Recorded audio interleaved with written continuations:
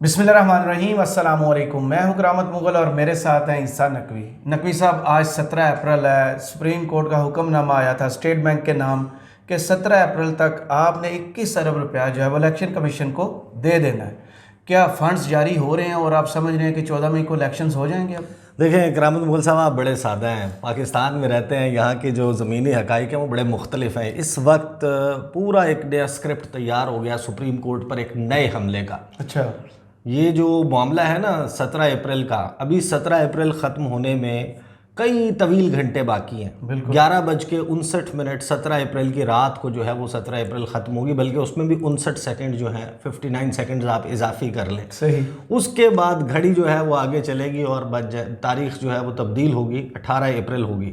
17 अप्रैल के हवाले से अहकामात वाज़े हैं, लेकिन इन तवील घंटों में जब हम वीडियो अपलोड करेंगे उसके बाद भी लगभग कोई 16-17 घंटे बाकी होंगे।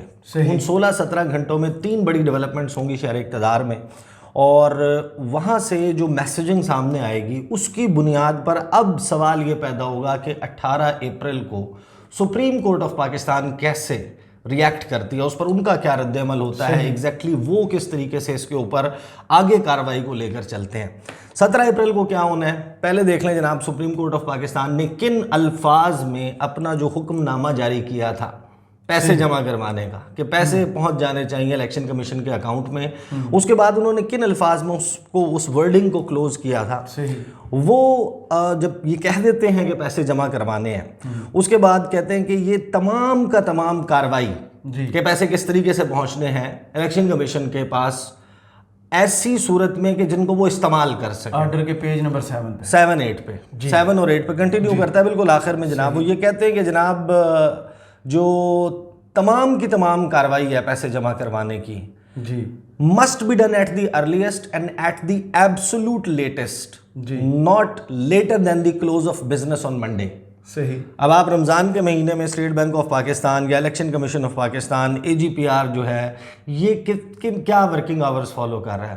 3 बजे तक या 4 बजे तक कर रहा है, सही, या 5 बजे तक कर रहा है, जो भी आप ये टाइमलाइन फॉलो कर रहे हैं। सुप्रीम कोर्ट का वाज़ेह हुक्म ये है कि उस वक्त तक जब तक वर्किंग आवर्स हैं, उन वर्किंग आवर्स के ख़त्म होने तक ये पैसे जो है वो इलेक्शन कमीशन को 21 अरब रुपए मिल जाने चाहिए। आगे उन्होंने सुप्रीम कोर्ट ऑफ पाकिस्तान ने इसी हुक्मनामे में ये कहा है कि ये पैसे ऐसी सूरत में इलेक्शन कमीशन को मिलने चाहिए कि जिस सूरत में इसको वो फौरी तौर पर पंजाब और खैबर पख्तूनख्वा के इंतखाबात का अमल शुरू करने के लिए इस्तेमाल कर सके, काबिल इस्तेमाल हालत में। उसमें कोई शर्त, कोई लिमिट, कोई इस किस्म की चीज़ मौजूद नहीं होनी चाहिए। All the entities mentioned above, state bank of Pakistan, finance ministry, finance division, AGPR और election commission must act together, कि इन सब ने मिलकर काम करना है, एक दूसरे के साथ कोऑर्डिनेट करना है, ताकि सुप्रीम कोर्ट का जो डायरेक्शन है वो इस टाइम फ्रेम के अंदर उस पर अमल कर लिया जाए। सही। स्टेट बैंक और फाइनेंस मिनिस्ट्री जो है वो 18 अप्रैल को, यानी कि उससे बिल्कुल अगले दिन, आज से अगले दिन कल 18 अप्रैल को एक कंप्लायंस रिपोर्ट कोर्ट में जमा करवाए कि आपके जो अहकामात थे उन पर अमल दरामद करवा लिया गया है। सही। अब ये तो है वो हुक्मनामा जो बड़ा वाज़े है। अब जो इसके हवाले से प्लानिंग है, वो प्लानिंग क्या है? प्लानिंग रोकने तीन मामलात हैं जो आज होने हैं। उसमें कुछ तेवर देख लें। पहले वफाकी वज़ीर दाखिला राना सनाउल्लाह साहब वो फैसलाबाद गए, और फैसलाबाद में उन्होंने एक मीटिंग जो है, एक छोटा सा वो कॉर्नर मीटिंग कह लें, जलसा कह लें, जो भी कह लें आप उसे, कुछ था। सही वो, हाँ कुछ था। वहाँ पर उन्होंने खिताब किया, और साथ ही उन्होंने टेलीफोन लाइन के ऊपर Jio TV पे वो को होस्ट होते हैं ना, शरीक मेज़बान, हर प्रोग्राम में बैठते हैं। 8 नहीं तो 10 बजे, 10 बजे नहीं तो 8 बजे। हाँ, एक ना एक टाइम स्लॉट उनका फिक्स है जनाब। उन्होंने वहाँ पर एक इंटरव्यू दिया शहजाद इकबाल को। अच्छा, पहले देख लेंगे जनाब उन्होंने फैसलाबाद में क्या कहा है जी। फैसलाबाद में, अच्छा भी इनकी वर्डिंग सुने, बड़ी कैलकुलेटेड किस्म की वर्डिंग है, और फिर जो कार्रवाई आगे होने वाली है उसमें भी बड़ी बारीक वारदात है। इमरान खान जितना मर्जी जोर लगा लें, 14 मई को इलेक्शन नहीं होंगे। राना सनाउल्लाह कोर्ट का तज़किरा नहीं किया, ऑर्डर कोर्ट का है जी। 14 मई की तारीख तो इमरान खान ने नहीं दी, बिल्कुल 14 मई का ऐलान, ना 14 मई का ऐलान किया, ना 14 मई मांगी थी जी। वो कह रहे हैं इमरान खान जितना मर्जी जोर लगा लें, इलेक्शन जो है वो 14 मई को नहीं होंगे। वफाकी वज़ीर दाखिला ने कहा कि साबिक़ वज़ीर आज़म जितना मर्जी ज़ोर लगा लें 14 तारीख को इलेक्शन नहीं होंगे, इंतखाबात मुकर्ररा वक्त पर इसी साल होंगे।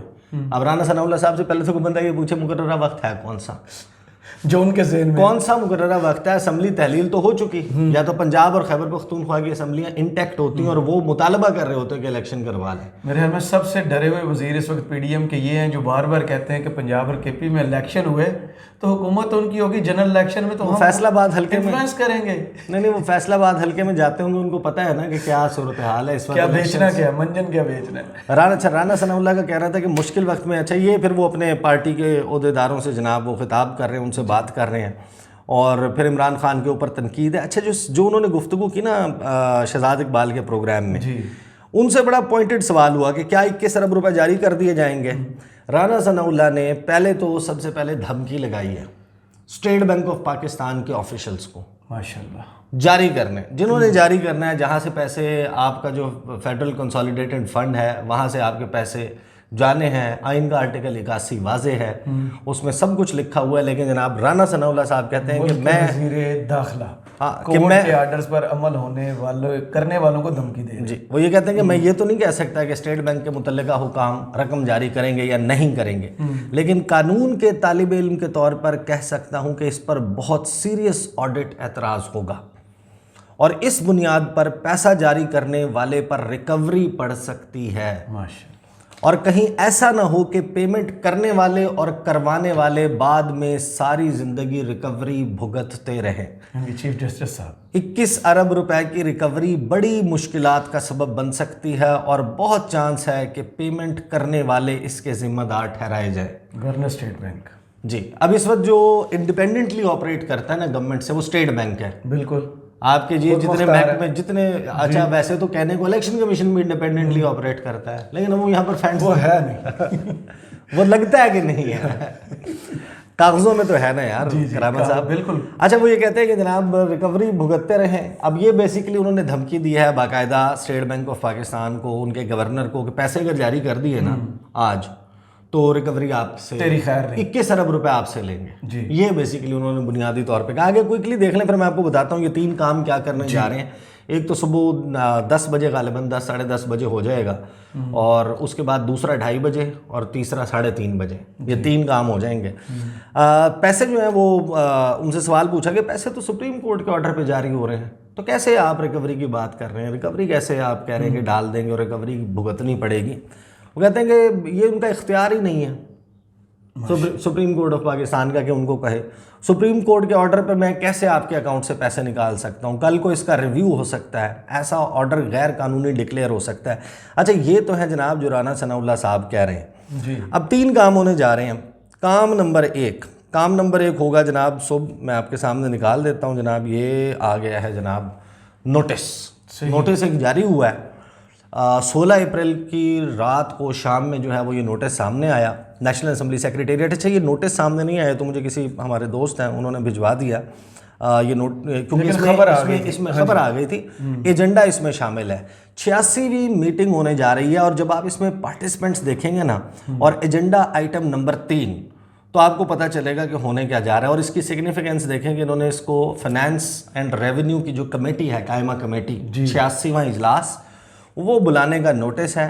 17 अप्रैल को होगी 10 बजे सुबह कॉन्स्टिट्यूशन रूम में जी, जहाँ पे बैठ के 18वीं तरमीम पास की थी जी पार्लियामेंट में। कौमी असम्बली की जो कमेटी रूम नंबर 5 है ना जी, उसको बाद में कर दिया था कॉन्स्टिट्यूशन रूम। बिल्कुल रज़ा रबानी साहब जो हैं वो वहाँ पर बैठा करते थे और वहाँ पर बैठ के 18वीं तरमीम जो है वो उसके ऊपर काम हुआ था। तो कॉन्स्टिट्यूशन रूम 2nd फ्लोर पर पार्लियामेंट हाउस में ये होगी to discuss the following agenda items.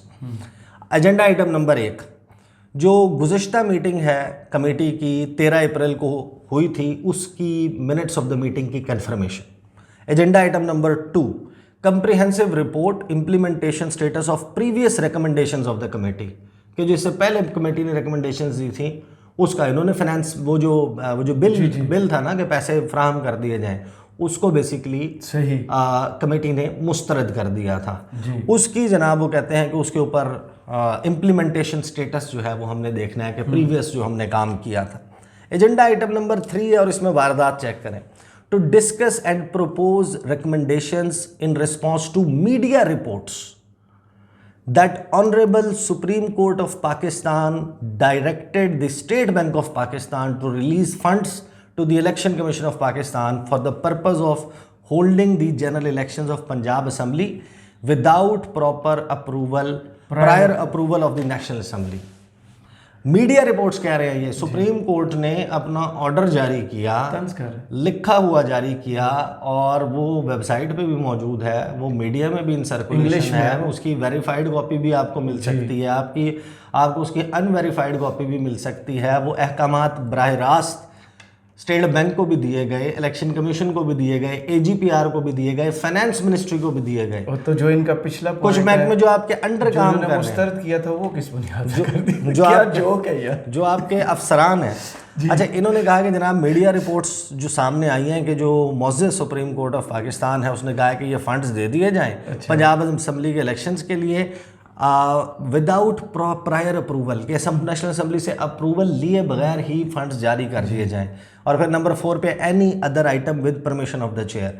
अच्छा, एक तो है जो इस मीटिंग में रेगुलरली जो मेंबरान है ना कमेटी के जी, वो इसहाक डार एक्स ऑफिशियो मेंबर हैं, वो 15वें मेंबर हैं, 14 मेंबरान हैं, उनमें से एक चेयरमैन है। ये जनाब 15 रुकनी इन्होंने बना दी कमेटी के, ये है जनाब जिसने कमेटी करनी है। फिर उन्होंने स्पेशल इन्विटेशंस जो भेजे हैं ना इस कमेटी के, तो उससे आपको पता चलता है कि अंदर क्या कार्रवाई, स्क्रिप्ट क्या है जी। एक है जनाब सेनेटर आजम नज़ीर तारड़ साहब, minister for law and justice ji, वज़ीर कानून है, वो आएंगे। दूसरे जनाब सैयद नवीद कमर साहब MNA हैं और मिनिस्टर फॉर कॉमर्स हैं, स्पेशल इन्विटेशन उनको दिया गया। फिर हैं जनाब मिस्टर मोहम्मद अजमल गोंदल साहब, ऑडिटर जनरल ऑफ पाकिस्तान, वाह, आपने यानी कि उनको भी बुला लिया। फिर mister Mansoor Usman Awan, attorney general for Pakistan. और 5वें जो इसमें स्पेशल खसूसी इन्विटेशन जिनको दावतनामा दिया गया वो है जनाब Jameel Ahmed, governor state bank of Pakistan. यानी कि वहाँ पर बुलाकर जो अब कहानी नज़र आ रही है, जो स्क्रिप्ट नज़र आ रहा है, उसमें ये कमेटी इस डिसीजन को नॉक डाउन करेगी, मुस्तरद करेगी। वो कहेगी कि ऐसा करना मुमकिन नहीं है, धमकी पहले लगा दी गई है, AGPR को भी बुला लिया है, ख़जाना के लोग वैसे ही इस कमेटी में, क्योंकि कमेटी ख़जाना की है, वो ऑलरेडी मौजूद होगी, वो भी मौजूद होंगे। यानी वो तमाम लोग अदर देन इलेक्शन कमीशन जिनको ये कहा गया था कि ये स्टेप्स उठाकर पैसे जमा करवा देने हैं, उन सब को बिठाकर वो पहले ही धमकी दे दी कि जनाब रिकवरी आप पे डालेंगे, 21 अरब रुपये आपसे लेंगे अगर आपने जारी किए। ये इन्होंने कर दिया है। अब इसकी आड़ ली जाएगी। इसकी आड़ जो है वो बेसिकली जो है उसके लिए काम क्या किया गया है जी कि इनको दे दिया जाएगा। ये अगले दिन जब कंप्लायंस रिपोर्ट के लिए जाएंगे, अब मोस्ट प्रोबेबली स्क्रिप्ट यही नज़र आता है, कोई बहुत ही कोई different cheese out of the box होती नज़र नहीं आती, बट अब स्क्रिप्ट यही नज़र आता है कि ये जाएंगे और जाके कहेंगे कि जनाब 10 बजे है तो सुबह 8 साढ़े 8 बजे पैसे ट्रांसफ़र करें, 10 बजे जाके कह दें हो गया। नहीं, ऐसा नहीं होता। आप आइडियल वर्ल्ड में नहीं रहते यार, अपना अब ऐसे भी ना वो करें ना। अच्छा, उसके बाद जनाब 2 चीज़ें होंगी। एक है जनाब आपका जिसे कहते हैं कि मीटिंग फेडरल कैबिनेट की, काबीना के इजलास आपको पता है आजकल रोज़ हो रहे हैं। हाँ जी, तो 2-2:30 बजे काबीना के इजलास में इसी कमेटी के और उसी केस के मामले को रखा जाएगा। जो वफाकी काबीना है वो कहेगी कि जनाब हमें तो कौमी असम्बली डायरेक्ट कर चुकी है जी, वो कहते हैं 4-3 का वो माने, ये बेंच जो है ये बेंच ठीक नहीं है, इस सुप्रीम कोर्ट के इस फैसले को नहीं मानते, वो मेजॉरिटी डिसीजन है। और यहाँ पर फाइनेंस कमेटी ने ये फैसला कर लिया, फाइनेंस कमेटी के फैसले को वो वहाँ से वेट करेंगे और मोस्ट प्रोबेबली उसके बाद जो है वो कौमी असम्बली का इजलास है। तो ये 3 डेवलपमेंट्स होनी है जिसमें लगता ये है कि स्क्रिप्ट तैयार है और सुप्रीम कोर्ट की तरफ जो है वो दोबारा वो मामला डाल देंगे कि जनाब ये तो आपका हक ही नहीं था। फिर आए आप भी, जब आप गुफ्तगू सुनते हैं ना राजा परवेज़ अशरफ की, जो हमारे नहीं राजा परवेज़ अशरफ, अच्छा, वो स्पीकर राजा रियाज साहब है। हाँ, राजा मिक्स हो गए। देखें ना, राजा परवेज़ अशरफ जो हैं उन्होंने एक इंटरव्यू दिया है, गालिबन वॉइस ऑफ अमेरिका को दिया है जी, एक वॉइस ऑफ अमेरिका को दिया और एक आज PTV पे 1 घंटे का इंटरव्यू। नहीं, ये वॉइस ऑफ अमेरिका का इंटरव्यू है। उसमें वो ये कह रहे हैं कि पार्लियामेंट ने अदलिया के कहने पर कानून साजी करनी है तो फिर अदलिया कानून और आइन साजी खुद कर ले। ठीक है।